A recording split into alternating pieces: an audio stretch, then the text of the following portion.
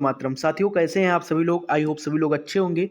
तो जितने भी हमारे भाई पीएसएल का इंतजार कर रहे थे, एयरफोर्स की पीएसएल का, आखिरकार पीएसएल तो आप लोगों की आई नहीं भाई। 11 तारीख दे रखा था इंडियन एयरफोर्स वालों ने, लेकिन 11 तारीख को आपकी पीएसएल नहीं आई कुल मिला के। ठीक, तो काफ़ी सारे भाई दिन में कम से कम 50 बार इधर उधर की वीडियो देखते हैं कि पीएसएल कब आएगी, पीएसएल कब आएगी। तो देखो मेरे भाई, डिले कर दिया है एयरफोर्स ने, 11 तारीख को नहीं निकाला, जैसा कि पिछली बार किया था कि 4 से 5 दिन बाद उन्होंने निकाला था, बट जिस दिन को डेट दी थी उस दिन नहीं निकाला था।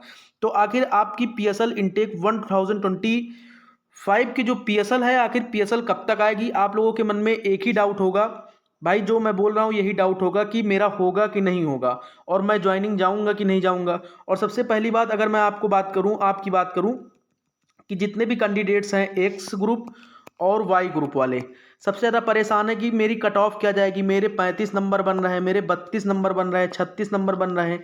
अरे भाई, एक्स ग्रुप में आपके 36 नंबर बन रहे हैं, डेफिनेटली आपका हो जाएगा भाई।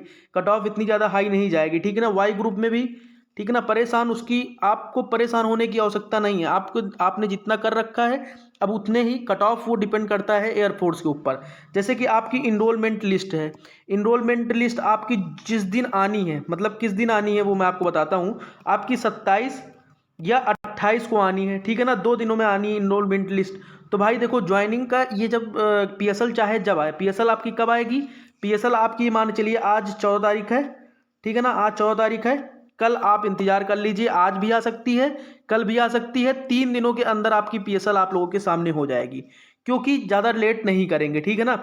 और क्योंकि उसकी तरह, नेवी की तरह इसमें दुनियादारी नहीं होती कि भाई कट ऑफ इसमें महाराष्ट्र से इतने लड़के बुलाने हैं, तमिलनाडु से इतने बुलाने हैं, यूपी से इतने बुलाने हैं, बिहार से इतने बुलाने हैं। इसमें क्या होता है कि ऑल इंडिया कट ऑफ जाती है। ऑल इंडिया कट ऑफ का मतलब कि ऑल इंडिया में जितने नंबर जिसके अच्छे होंगे उसको बुला लिया जाएगा कि फाइनली आप आइए, ठीक है ना। ये सारी चीज़ें रहती हैं इसमें। नेवी की तरह ये सिस्टम नहीं है कि यूपी से इतने कैंडिडेट्स बुलाएंगे, बिहार से इतने कैंडिडेट्स बुलाएंगे, यूपी की कट ऑफ 29 गई या फिर 42 गई, इस तरह नहीं सिस्टम होता है एयरफोर्स में, नेवी की तरह।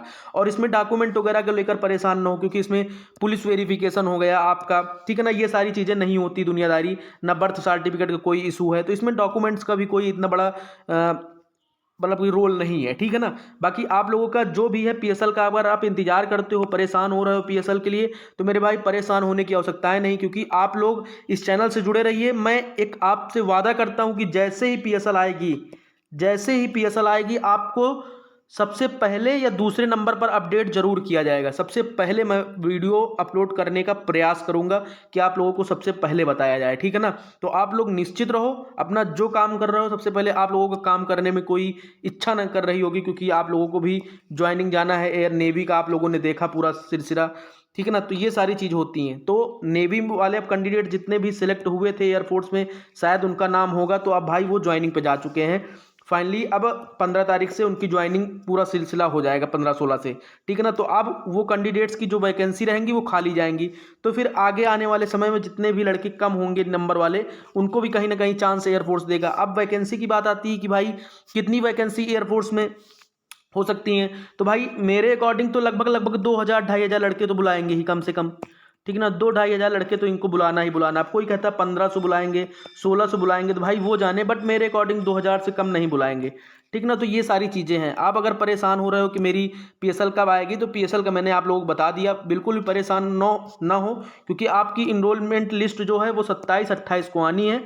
तो उसके लिए परेशान आपको नहीं होना है। फाइनली आपको टेंशन नहीं लेना है। अगर आपने वीडियो देख लिया है पूरा, अगर आपकी टेंशन कहीं ना कहीं हट गई है, तो आप लोग कमेंट जरूर करिएगा, और आपके कितने नंबर बन रहे हैं ये चीज़ कमेंट में जरूर पूछिएगा। एक दूसरे से आप लोग हेल्प ले सकते हो, ठीक है ना। बाकी टेंशन लेने की कोई आवश्यकता नहीं। आपकी जैसे ही पीएसएल आएगी, आप सभी को सबसे पहले इन्फॉर्म किया जाएगा, ये मेरा वादा है आप सभी से। तो चैनल जरूर सब्सक्राइब कर लेना, और साथ ही साथ बेल आइकन दबा देना, जिससे कि आपको नोटिफिकेशन मेरा मिल सके, ठीक है ना। क्योंकि एयरफोर्स से रिलेटेड मेरे भाई अब मैं मैं भी वीडियो बनाने लगा हूँ, पहले नहीं बनाता था क्योंकि काफ़ी सारे कैंडिडेट्स कहते हैं कि भाई इसमें सेलेक्ट नहीं हो और इसका ज्ञान देते हो, तो वो सारी चीज़ नहीं है। फाइनली मेरा 2022 में एक मतलब कि 0 पॉइंट कुछ नंबर से रुक गया था, 89 नंबर से, ठीक है ना।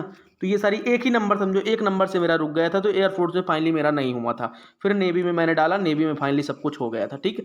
बाकी आज नेवी में भी नहीं हूँ, ठीक है ना। तो ये सारी चीज़ें होती हैं मेरे भाई, ठीक। तो परेशान होने की आवश्यकताएं नहीं है। आपका बड़ा भाई, छोटा भाई समझ के कुछ भी आप समझ सकते हो, और जैसे ही कोई इन्फॉर्मेशन आती है आप तक सबसे पहले मैं पहुंचाऊंगा, ठीक है ना। सभी भाइयों को जय हिंद, वंदे मातरम। बिल्कुल परेशान होने की आवश्यकताएं नहीं है, आपका बेस्ट होगा, आपने बेस्ट एग्जाम में दिया है तो आपका बेस्ट होगा, ठीक है ना। सभी भाइयों को मेरी तरफ से जय हिंद।